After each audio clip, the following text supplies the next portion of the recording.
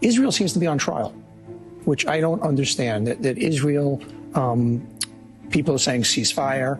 And of course, none of us want violence, but there was a ceasefire on October 6th.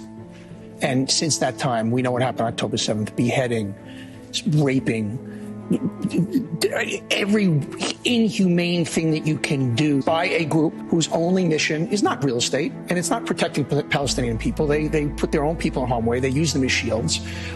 They've stolen billions of dollars of aid from the humanitarian aid from them.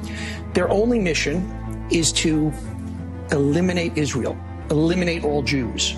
That's it. That's their mission. And yet, constantly, Israel seems to be on the defensive. There is something that, for some reason, evil is not graded the same way when it's against Jews and it's against Israel. And I don't understand that. There's such an anti-Israeli bias because their domestic politics under Netanyahu. Netanyahu needs to go, by the way. Correct. And I think U.S. foreign policy experts think that he may not be there. He may not be. But there is this real bias against the plight of Israel, even in the wake of 1,400 primarily civilians being slaughtered over an 8.5-hour period, mutilated, slaughtered, raped in front of their children and husbands and wives. And what has Israel since then been on the defensive, explaining every move they make? And obviously, like any human, we want to do everything we can to protect every life. Of course. But they're in a war.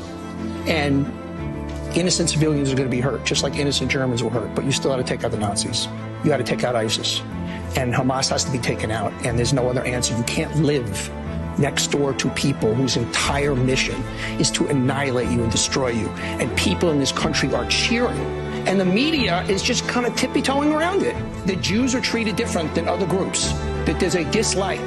That there is somehow that Jews being hurt or being slaughtered is different than other people being hurt. That somehow they have it coming to them. Yeah, I said it. That's what this is about.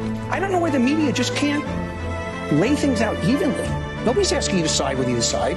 Just report it fairly, report honestly, and report one group that is pure evil and the other group like us. They're very imperfect, just like we are, but they're a civilized, human value-driven democracy. Hamas is not fighting for peace. They're fighting for death. They don't want peace for their own people. This is just so black and white stuff. There's no gray areas here. And the media is like,